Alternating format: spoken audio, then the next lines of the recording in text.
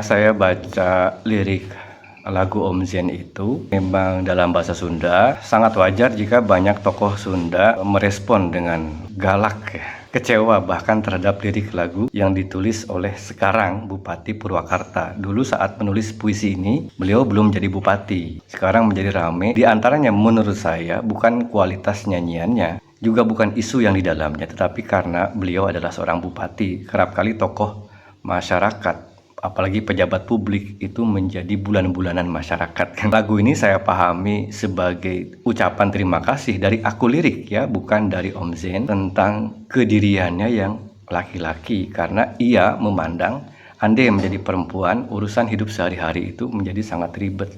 Tapi ia juga melakukan kritik yang sangat pedas, kritik terhadap ungkapan dalam bahasa Sunda, lalaki langit, lalanang jagat. Awalnya begitu, lalaki itu punya keluhuran, kemuliaan, makanya langit, lalu berkelana di jagat ini.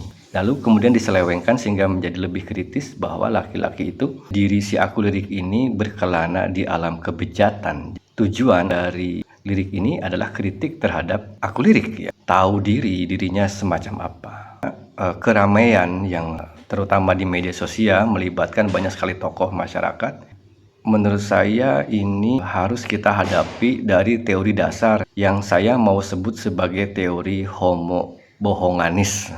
Ada homo faber, ada homo sapien, ada homo apa macam-macam ya, saya tidak ingat semuanya. Tapi saya mau sebut saja bahwa di dalam seni itu ada kebohongan. Jadi manusia itu memang homo bohonganis, dalam arti pandai membuat kebohongan. Saya mau ilustrasikan begini. Dari kecil kalau melihat film itu tahu bahwa itu adalah kebohongan. Ada tokoh jahat, kita tahu bahwa si jahat itu bohong jahatnya itu. Si baik juga bohongan baiknya. Nah, kakak saya ada yang seringkali menjadi pocong di rumah, berdandan seperti ninja. Saya tahu baik menjadi pocong maupun jadi ninja hanya bermodal sarung itu semua kebohongan, meskipun saya teriak-teriak ketakutan. Nah, saya juga tahu kapan ibu saya menjadi gajah, menjadi kelinci, menjadi buaya, bahkan menjadi raja, bukan ratu, padahal ibu saya kan perempuan, menjadi pangeran, bukan putri. Di berbagai cerita pengantar tidur, kalau saya mau tidur, ibu saya bercerita dan berperan, ya, berbohong dalam hal ini menjadi tokoh-tokoh yang beliau karang untuk pendidikan tentu saja. Kebohongan yang dimaksud ya adalah kebohongan seni dan di situ ada pendidikan. Lalu saya tahu kata acting saat saya masuk komunitas teater di tahun 1996. Bukan artinya sebelum masuk komunitas itu saya tidak mendengar kata acting, tahu. Tetapi sejak saya masuk UPI tahun 96, saya langsung masuk ke TMIB, Teater Mahasiswa IKIP Bandung, dan istilah acting itu makin saya hayati. Saya belajar menjadi pohon, saya belajar menjadi cacing, saya belajar menjadi kakek tua, menjadi perempuan, bahkan menjadi si gila, menjadi tokoh wayang, menjadi tanah, menjadi angin, menjadi apa saja. Semua itu adalah kebohongan. Ya, dan kita semua tahu sejak kecil nonton film itu bohong gitu ya. Nah, jadi semua alam fiksi saya tahu tidak pernah ada kenyataannya dalam hidup manusia. Saya kira kita bisa bagi kebohongan itu dalam 3 tingkat. Tingkat pertama, kebohongan tingkat bunglon, sifatnya mekanis. Macam kakak saya tadi meniru menjadi ninja, menjadi pocong, itu seperti bunglon saat mengubah warnanya, itu mekanis ya. Nah, tingkat kedua itu kebohongan yang menempel pada acuan nyata. Contohnya adalah legenda Sangkuriang. Ada gunung di Jawa Barat memang seperti perahu tengkurap, nangkup ya. Lalu disebut tangkuban perahu. Nah, itu nyata memang bentuk gunungnya ada, terbalik macam itu, tapi kita harus tahu kisah anak yang ingin mengawini ibunya, Sangkuriang ingin mengawini Dayang Sumbi, juga ada si Tumbang, dan Sangkuriang yang menendang perahu itu adalah kebohongan besar. Dan tujuannya bukan membohongi kita, tapi di situ ada pendidikan. Tapi ada tingkat kebohongan yang ketiga, saya kira ini lebih tinggi, mungkin ini disebut dengan simulakra, yaitu ketika manusia mengarang dunia murni yang sama sekali tidak pernah ada acuannya di dunia nyata.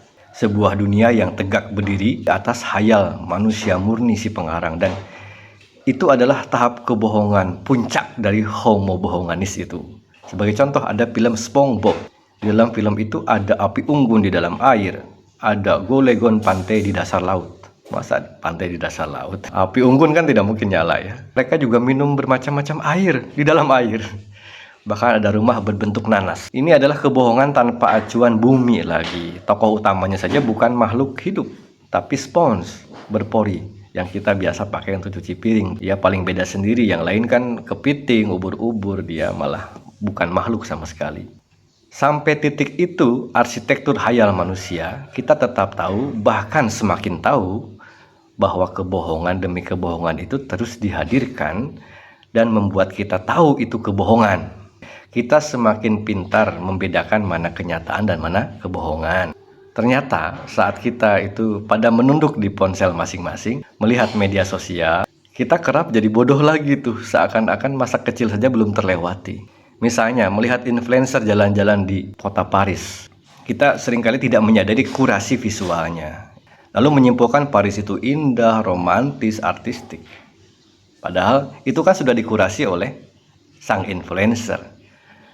Ketika saya tinggal di Sorrentin-Selten, 6 stasiun saya lewati tiap hari, saya melihat Paris itu penuh coretan-coretan kotor, tempelan pamflet, menumpuk dan kumuh ya. Ada jalan ke pintas ke Montmartre, lewat tigang yang agak kecil, itu kumuh banget, banyak sampah ya. Beberapa toilet saya masuk, parah sekali ya. Bahkan pintunya ada yang tidak menutup sempurna. Lalu tai anjing itu sering saya temukan bergeletakan di mana-mana. Comberan juga sering meluap ya. Gembel-gembel tentu bukan gembel macam kita yang datang pagi sore sudah tidak ada. Mereka gembel yang menetap di titik yang sama. Biasanya mereka berteman anjing-anjing mereka. Juga bau pesingnya di mana-mana. Entah apa saja yang kencing di taman-taman kota itu, yang manusia, yang mungkin juga hewan-hewan mereka. Saya juga sering melihat tikus-tikus berjalan-jalan di kabel-kabel lorong metro itu. Juga ini paling parah, puntung rokok itu berserak di mana-mana. Selain mereka yang meninggalkan botol-botol minuman di sela-sela kursi-kursi taman gitu. Dunia yang saya masuki dunia tanpa kurasi para influencer. Jadi saya tahu bahwa para influencer yang bicara Paris itu ada kebohongannya. Dan rasanya kehebohan diskusi publik tentang lirik lagu Om Zen itu belakangan ini adalah kelanjutan dari kisah kebodohan kita yang serupa itu. Sudah jelas lirik lagu itu pun gimmick, penuh gimmick, tapi mengapa kita menghadapinya dengan cara yang sama naifnya seperti saat menonton postingan para influencer tanpa sadar ada kurasi gitu ya. Mengapa kebohongan aku lirik justru kini dihadapi sebagai pernyataan literal lalu diadili secara moral oleh publik? Sejak kapan sebuah puisi bisa diperlakukan sebagai dokumen hukum? Kan yang bernyanyi di dalam lagu ini adalah sebuah persona. Kalau persona berarti topeng kebohongan tadi. Karena itu disebutnya lyrical I dalam bahasa Indonesia, aku lirik. Jika mau menuntut, harusnya yang diadili si aku dalam lagu itu, dalam dunia fiksi mereka. Pengadilannya pun pengadilan fiksi ya. Membawa lirik lagu ke ranah moralitas nyata, non fiksi dan hukum formal itu sama konyolnya dengan mengerahkan polisi ke bioskop, karena di bioskop itu ada adegan film pembunuhan. Kan tidak mungkin karena itu fiksi. Atau dulu misalnya saya membaca Grimm bersaudara, ada cerita Hansel dan Gretel, apakah kita bisa menyidangkan penyihir kanibal itu karena kedapatan mengurung anak-anak? Ya itu kan kebohongan ya. Antara lain saja saya sebut Bu Atalia ya. Beliau ibu yang sangat populer, bukan artinya saya tidak membaca komentar yang lain, sangat banyak. Saya kutip dari Radar Bogor ini ya. Kutipan ini juga banyak diambil oleh media lain. Beliau bilang, jujur saya tidak habis pikir. Dari begitu banyak pilihan kata dalam bahasa Sunda yang indah, dan begitu banyak pesan yang bisa mengangkat nilai kehidupan, mengapa justru narasi seperti ini yang dipilih? Sebenarnya lagu ini juga mengangkat nilai kehidupan. Ya. Oke, artinya saya juga tidak habis pikir mengapa banyak tokoh mengatakan lirik lagu tersebut tidak indah seperti Bu Atalia. Bahkan ada sahabat saya, Panji Sakti, bilang puisi lirik lagu ini unfaedah, saking pedulinya gitu ya dengan pendidikan. Nah, kelihatannya banyak tokoh menuntut seni untuk selalu bersikap moralis, normatif, dan hanya menampilkan yang indah-indah menurut standar sosial. Mereka lupa bahwa seni juga punya hak untuk memotret kebejatan, kekacauan, atau menggunakan diksi yang kasar. Kita ingat film-film itu butuh tokoh penjahat. Kita ingat novel butuh tokoh jahat. Puisi juga begitu ya, lirik begitu. Secara umum itu namanya fiksi gitu ya. Andai saja dari dulu kita ini bodoh, maksud saya, andai saja sejak dulu, sejak kita masih pada kecil, tidak pernah bisa bedakan mana kebohongan dan mana kenyataan, maka sejak dulu juga saya kira, Aku Ini Binatang Jalang dari kumpulannya Terbuang, Hairil Anwar, juga akan kita hakimi itu, karena dianggap merendahkan martabat manusia. Mana bisa manusia disebut binatang ya, apalagi binatang yang terbuang, manusia itu makhluk mulia. Bahkan puisi yang kasar itu, puisi Hairil itu, telah menjadi salah satu tonggak sastra Indonesia dan selama puluhan tahun kerap hadir dalam buku pelajaran, ruang kelas, bahkan menjadi puisi pilihan di berbagai lomba baca puisi tingkat pelajar, bahkan mahasiswa, bahkan umum. Kita tahu para guru itu mengajarkan kesantunan kepada murid-muridnya ya, tapi tidak lantas panik ketika mengajarkan puisi tersebut. Karena mereka tahu bahwa murid mereka dapat belajar membedakan mana ujaran seorang aku lirik, mana suara penyair, dan mana kenyataan hidup. Ya. Nah, perdebatan semacam itu juga bukan barang baru di negara lain. Di Amerika Serikat misalnya, ada sebuah novel The Catcher in the Rye, karya Salinger, J.D. Salinger. Novel ini sampai sekarang masih dipersoalkan karena bahasanya sangat kasar. Tetapi ternyata masih tetap bertahan sebagai salah satu novel klasik yang banyak dibaca dan bahkan diajarkan. Di Jepang ada ungkapan seperti teme, ya, brengsek, atau kuso, sialan. Arti harfiahnya itu tai, ya, tai lu.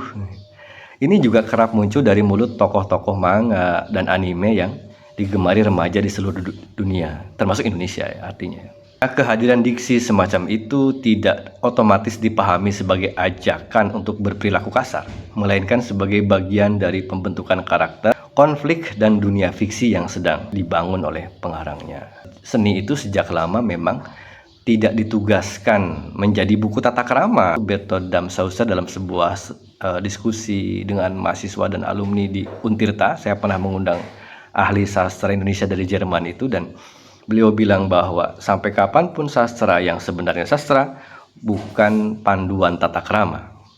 Jadi tugas sastra itu apa? Menciptakan pengalaman. Ini juga biasa disampaikan oleh Profesor Yusrusiana di UPI, dosen saya dulu, ahli sastra Sunda juga beliau ya. Menciptakan pengalaman. Pengalaman apa? Kata Prof Yus itu dalam berbagai ceramahnya, pengalaman penghadiran kemungkinan-kemungkinan manusia.